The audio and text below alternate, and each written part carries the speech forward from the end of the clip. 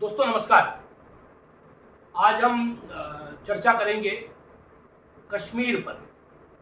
जम्मू कश्मीर में हाल ही में एक नया डेवलपमेंट हुआ है।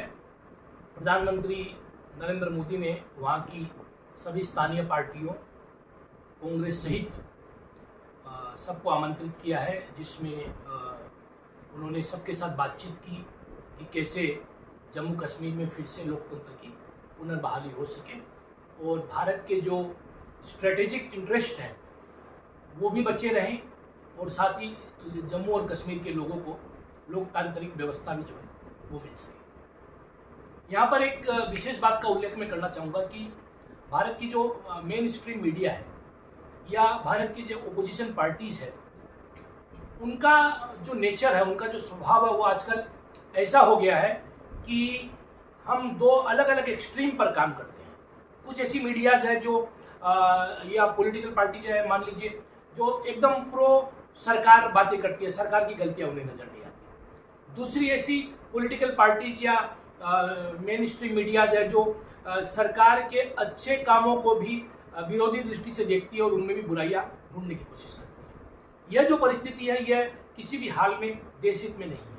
तो आज का ये जो कार्यक्रम है, इसका नाम भी हमने देशहित दिया है और इसके पीछे यही कारण है कि जहां सरकार की गलतियां हो, निश्चय ही सरकार की गलतियों को सरकार के सामने, जनता के सामने रखा जाना चाहिए, लेकिन साथ ही जो सरकार के अच्छे काम है या जो ऐसे काम है जो देश हित में है, जहां पर हमें अपनी जो पॉलिटिकल एफिलिएशंस है, राजनीतिक जो हमारी दलगत राजनीति है, उस दलगत राजनीति से ऊपर उठकर देश हित में बात करने की जरूरत है। अगर हमारे पास कोई कंस्ट्रक्टिव सुझाव है, रचनात्मक सुझाव है, तो वो सरकार के सामने रखने चाहिए और सरकार को भी ओपोजिशन को कॉन्फिडेंस में लेकर उन जो सुझाव हैं उन पर अमल करना चाहिए, ताकि देश हित के मामलों में, जहां पर नेशनल इंटरेस्ट की बात होती है, देश की बात होती है, पूरा देश एक साथ खड़ा हो सके और खड़ा दिखाई दे सके। इसी कड़ी में मैं आज प्रधानमंत्री द्वारा जो हाल ही में जो आमंत्रित की गई थी मीटिंग, जिसमें वहाँ पर जो जम्मू कश्मीर के राजनीतिक दलों को, जिसमें गुपकार गैंग बोलकर अमित शाह ने बहुत सी टिप्पणियां भी की, लेकिन ये अच्छी बात है कि हम राजनीतिक विरोध के बावजूद भी कहीं ना कहीं वापस बातचीत की टेबल पर आ रहे हैं और बातचीत के टेबल पर बैठकर सारे मामलातों को सुलझाने की कोशिश कर रहे हैं। प्रधानमंत्री ने भी एक बहुत अच्छी टिप्पणी की कि दिल और दिल्ली की दूरी दूर करने की बात कही उन्होंने। ये अच्छी बात है कि जो प्रधानमंत्री है या भाजपा शासित जो सरकार है केंद्र में, उसे भी इस बात का एहसास हुआ है कि केवल जो है बल प्रयोग करके या केंद्र के हाथ में जो है वो सारा पावर या सत्ता लेकर जो है जम्मू कश्मीर की समस्या का समाधान नहीं किया जा सकता। भारत एक लोकतांत्रिक देश है और यहाँ पर लोकतांत्रिक व्यवस्थाओं के जरिए ही देश को, लोकतंत्र को मजबूत किया जा सकता है। तो ये बहुत एक स्वागत योग्य कदम था। और दूसरी ओर मैं साधुवाद देना चाहूँगा उन सभी ओपोजिशन पार्टीज को भी, जिन्होंने प्रधानमंत्री की इस बात को माना, उनके इस निमंत्रण को स्वीकार किया और इस जो है मीटिंग में शामिल हुए। उन्होंने अपने अपने विचार रखे, वो उनका अधिकार भी है, उस पर सरकार विचार करेगी, वापस जरूरत पड़ेगी तो उनके साथ बैठेगी और इस मामले पर जो है वो आगे बढ़ा जा सकेगा। तो आज मैंने कुछ नोटिंग्स भी की है कि आपके सामने उन सारी चीज़ों को अच्छे से रख सकूं। और इस जो सभा में जो प्रधानमंत्री ने बुलाई थी, इसमें कांग्रेस, पीडीपी, नेशनल कॉन्फ्रेंस, स्थानीय भाजपा का नेतृत्व, अपनी पार्टी पैंथर्स पार्टी, इनके अलावा बहुत से सरकारी अधिकारी, गृह मंत्री अमित शाह, मनोज सिन्हा जी और हमारे जो सबसे मुख्य किरदार इन दिनों में हमारी स्ट्रेटेजिक जो रहती है, अफेयर्स जो रहता है या नीतियाँ रहती है, उसके मामले में जो सबसे अहम किरदार रहता है वो हमारे NSA अजीत डोभाल साहब का रहता है। तो वो भी इस मीटिंग में शामिल हुए और बाद में जो है इस पर चर्चा हो। तो अब हम देखते हैं कि इस मीटिंग में जैसे फारूक अब्दुल्ला साहब शामिल हुए, महबूबा मुफ्ती शामिल हुई, उमर अब्दुल्ला शामिल हुए, गुलाम नबी आज़ाद जो है कांग्रेस की तरफ से शामिल हुए, रविंद्र रैना, कविंद्र गुप्ता और निर्मल सिंह शामिल हुए, सज्जाद लोन, भीम सिंह शामिल हुए। तो ये लोग अलग अलग पार्टियों से जो है वो शामिल हुए और इन लोगों ने अपने अपने विचार रखे। हालांकि उमर अब्दुल्ला और फारूक अब्दुल्ला ने जो है बहुत ज़्यादा इसमें धारा 370 या 35A को लेकर जो है अपनी बात नहीं कही। उनकी राजनीतिक मजबूरियां कुछ न कुछ तो उन्हें कहना ही था, उन्होंने उसी स्तर तक उसको सीमित रखा और इस बात को उन्होंने समझा कि अब जो है इस बात पर माने 370 के मामले पर वापस जाना न तो सरकार के लिए संभव है और न ही इस पर अड़े रहना संभव है। और इसी कड़ी में जब महबूबा मुफ्ती थी तो महबूबा मुफ्ती का स्टांस जो है इसमें थोड़ा सा ज़्यादा कड़ा रहता है, क्योंकि उनकी जो राजनीति है वो कुल मिलाकर वहाँ पर एक धर्म विशेष हम कहेंगे जैसे मुस्लिम संप्रदाय या घाटी में जो मेजोरिटी में है उनको लेकर उनकी राजनीति रहती है। तो उन्होंने धारा 370 को हटाए जाने का विरोध करने की बात कही, उसे न मानने की बात कही। साथ ही उन्होंने पाकिस्तान से बातचीत की बात भी कही कि पाकिस्तान से बातचीत किया जाना चाहिए ताकि इसका स्थायी समाधान निकाला जा सके। और भी बहुत सी बातें कही जो राजनीतिक अपनी जो कंस्टिट्यूएंसी है उनकी उसे संतुष्ट करने के लिए कही गई है। हालांकि हकीकत वो भी जानती है, लेकिन कश्मीर घाटी में इस प्रकार की राजनीति जो है वो बनी रही है शुरू से, शेख अब्दुल्ला के ज़माने से, और ये अभी भी जारी है। और कहीं ना कहीं ये जो प्रयास हुआ है प्रधानमंत्री की तरफ से या एनडीए की तरफ से धारा 370 हटाकर या 35 से हटाकर, ये कश्मीर में वो उस पाकिस्तान परस्त राजनीति को खत्म करने की ओर ही एक कदम था। और इस मामले में कहीं ना कहीं पिछले 2 सालों में सफलताएं भी मिली है, इसमें भी कोई दो राय नहीं है। तो यहाँ पर लद्दाख को सरकार पुनः जो है अपने यूनियन टेरिटरी के रूप में रखना चाहेगी। वहाँ ज़्यादा पॉपुलेशन भी नहीं है, महज करीबन 3 लाख के आसपास वहाँ पॉपुलेशन है।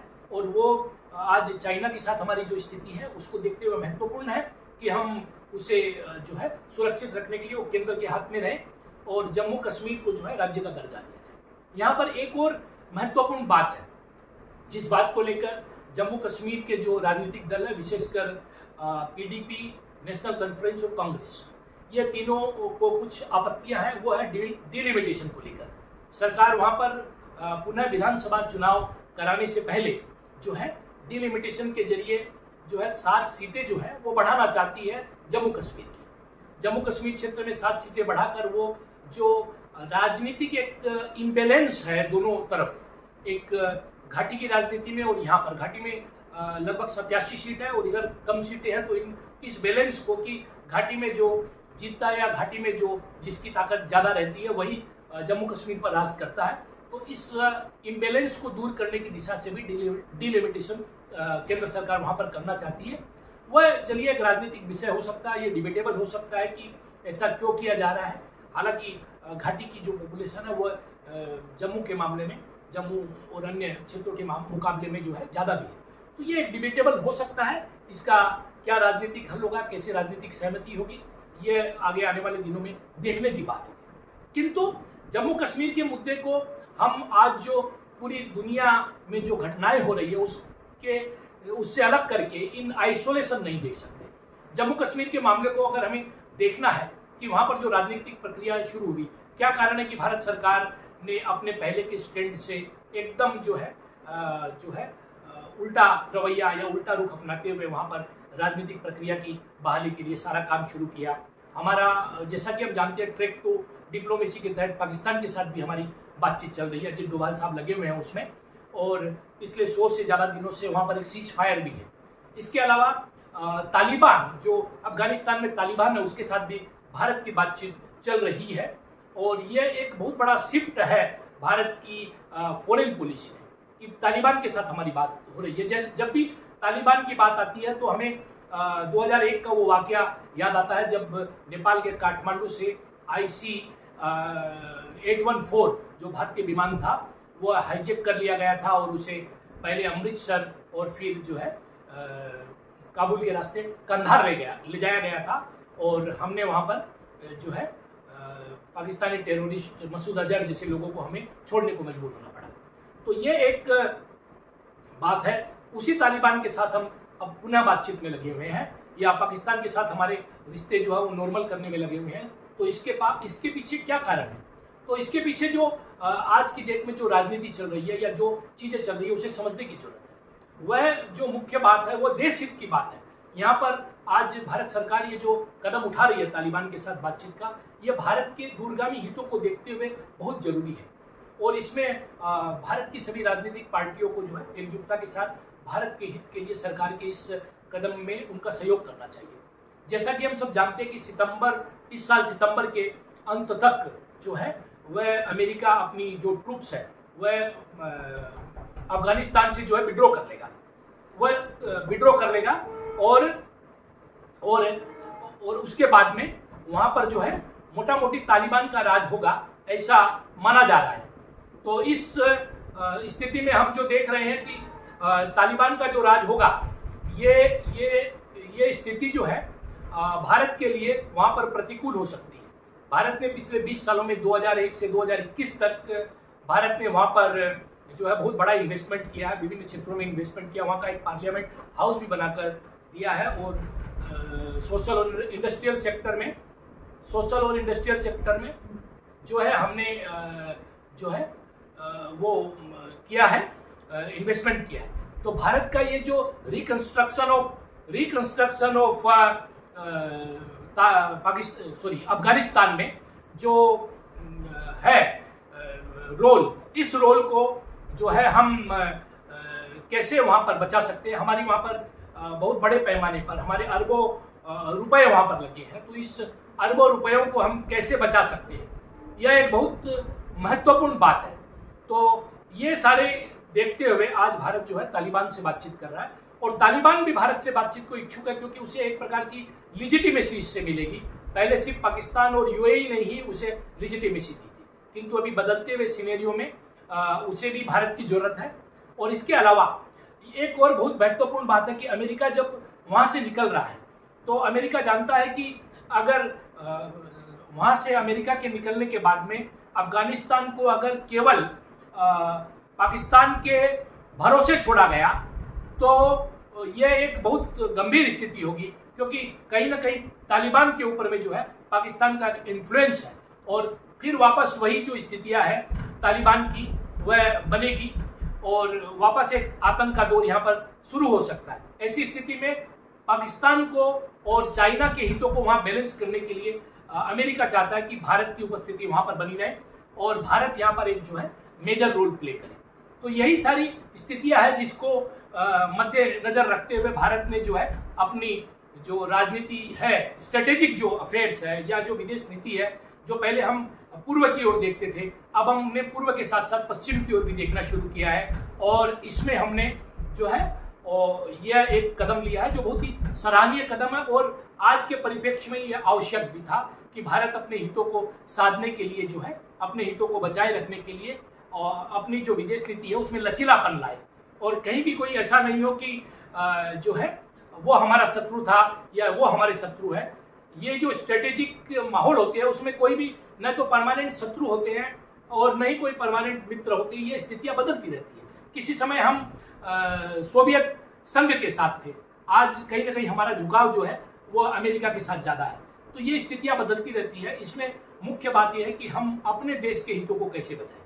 तो इन्हीं से बातों के साथ एक बार पुनः मैं उसी जगह पर आता हूं कि जब कश्मीर की बात है, तो यहाँ कश्मीर के मुद्दे पर एक जो सबसे महत्वपूर्ण बात जिसको प्रधानमंत्री को और भाजपा को एड्रेस करना चाहिए था, जो भाजपा के चुनावी घोषणा पत्र में भी बड़ी प्रमुखता से हमेशा रही है, वह है कश्मीरी पंडितों का मामला। यह जो मीटिंग जो है प्रधानमंत्री ने बुलाई, इस मीटिंग में सभी लोग शामिल थे सिवाय कश्मीरी पंडितों के प्रतिनिधित्व के। तो कश्मीरी पंडितों के प्रतिनिधित्व और या सिखों का जो प्रतिनिधित्व है वहां पर, वह दो पक्ष इसमें शामिल नहीं हुए, जबकि ये लोग सबसे ज्यादा नुकसान में रहे। जैसा कि हम जानते हैं कि घाटी की जो राजनीति है वह राजनीति पाकिस्तान के चलते एक बहुत ही माने हम सांप्रदायिक रूप ले चुकी थी, और वहां पर 89-90 में जिस प्रकार से एथनिक क्लिंजिंग वहां पर आरंभ हो गई, पंडितों को वहां से मारकर जो है भगाया गया, उनकी हत्याएं की गई, उनके घर लूटे गए, वह स्थितियां बहुत ही गंभीर थी।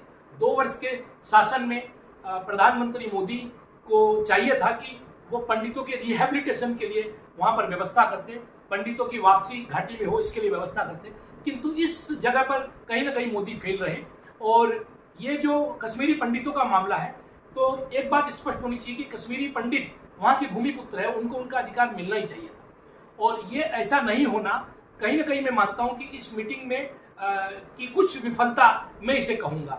फिर भी मुझे आशा है कि ये जो मामला है कश्मीरी पंडितों का, ये प्रधानमंत्री के दिमाग में होगा और आने वाले दिनों में प्रधानमंत्री इस मामले पर जो है गंभीरता के साथ विचार करते हुए कश्मीरी पंडितों की पुनर्बहाली के लिए वहाँ किसी भी प्रकार की राजनीतिक प्रक्रिया शुरू होने से पहले वहाँ के सभी राजनीतिक दलों को कॉन्फिडेंस मिलेंगे और कश्मीरी पंडितों की बहाली के लिए जो है वह उपाय करेंगे और एक रास्ता खोलेंगे। तो कश्मीरी पंडितों की पुनर्बहाली के बिना कश्मीर का जो मुद्दा है, भारत सरकार की जो भी राजनीतिक प्रक्रिया है वह अधूरी है और इसे पूरा करने के प्रयास प्रधानमंत्री को करने चाहिए और सभी राजनीतिक दलों को इसमें सहयोग करना चाहिए। धन्यवाद। आज का ये टॉपिक यहाँ समाप्त करने से पहले एक बार फिर मैं आप लोगों से अनुरोध करता हूँ कि आप लोग ई वार्ता को ज़्यादा से ज़्यादा देखें, अपने जो मित्र शुभचिंतक उन लोगों में भेजें। हम इसे डेली जो है इम्प्रूव करते हुए और ज़्यादा तथ्यों के साथ आपके सामने आएंगे। कृपया सब्सक्राइब करना न भूलें, ज़्यादा से ज़्यादा संख्या में सब्सक्राइब करें। यह प्रयास है पूर्वोत्तर में हिंदी पत्रकारिता को मजबूत करने का एक, और आने वाले दिनों में इससे आपको जो एक निष्पक्ष पत्रकारिता, जो पत्रकारिता देश हित में हो, जो पत्रकारिता राज्य हित में हो, जो पत्रकारिता आम लोगों के हित में हो, जो पत्रकारिता लोकतंत्र के हित में हो, वह पत्रकारिता करते हुए सच को सच्चे तरीके से, बेबाक तरीके से रखने का प्रयास होगा। धन्यवाद। नमस्कार।